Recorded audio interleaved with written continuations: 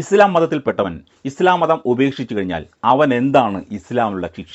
അതിനെപ്പറ്റി ഒരു ഉസ്താദ് പ്രസംഗിക്കുന്നത് നമുക്കൊന്ന് കേൾക്കാം. ഒരാൾ മതത്തിൽ നിന്ന് പുറത്തു പോയാൽ എന്താണ് അവന്റെ വിധി? അവനുള്ള ശിക്ഷ എന്താണ്? ഇസ്ലാം പറയുന്നു, അവനോട് തൗബ ചെയ്യാൻ പറയുക.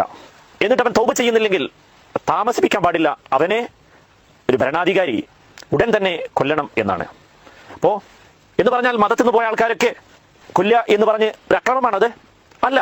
ഒരു മതവിശ്വാസി മനസ്സിലാക്കിയിരിക്കണം, ഞാൻ എൻ്റെ മതം ഇസ്ലാം എന്ന് പറയുന്ന പവിത്രമായ എൻ്റെ വിശ്വാസം ഞാൻ ഒഴിവാക്കിയാൽ എനിക്ക് പരലോകത്ത് ലഭിക്കാൻ പോകുന്ന ശിക്ഷ നരകമാണ്, നരകത്തിൽ ഖാലിദാണ്.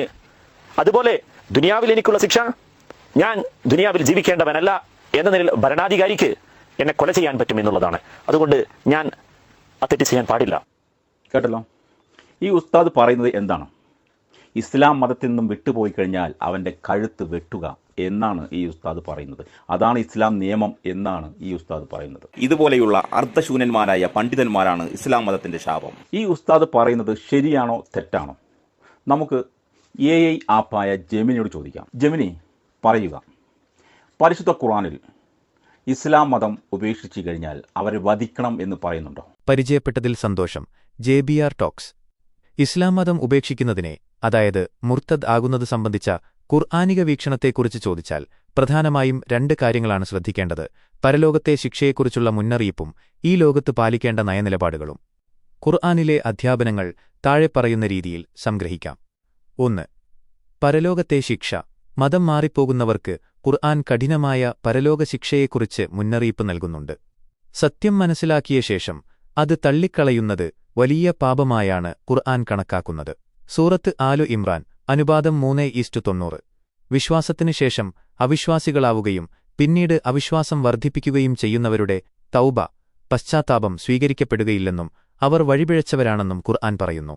സൂറത്ത് അൽ ബഖറ, അനുപാതം 2:217.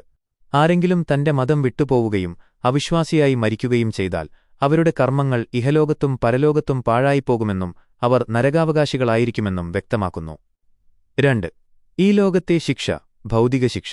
ഖുർആനിൽ മതം മാറുന്നവർക്ക് ഈ ലോകത്ത് നൽകേണ്ട നിശ്ചിത ശിക്ഷയെക്കുറിച്ച്, ഫിസിക്കൽ പണിഷ്മെന്റ്, നേരിട്ട് പരാമർശമില്ല. ഇതിൽ ശ്രദ്ധേയമായ 2 കാര്യങ്ങളുണ്ട്. മതത്തിൽ ബലപ്രയോഗമില്ല.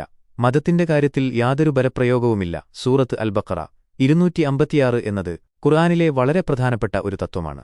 വിശ്വാസ സ്വാതന്ത്ര്യം.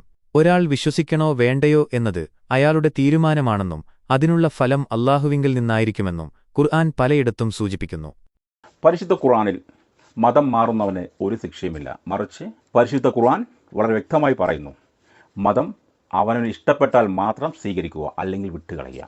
ആരെയും നിർബന്ധിക്കരുത്. ഇതാണ് പരിശുദ്ധ ഖുർആന്റെ നിലപാട്.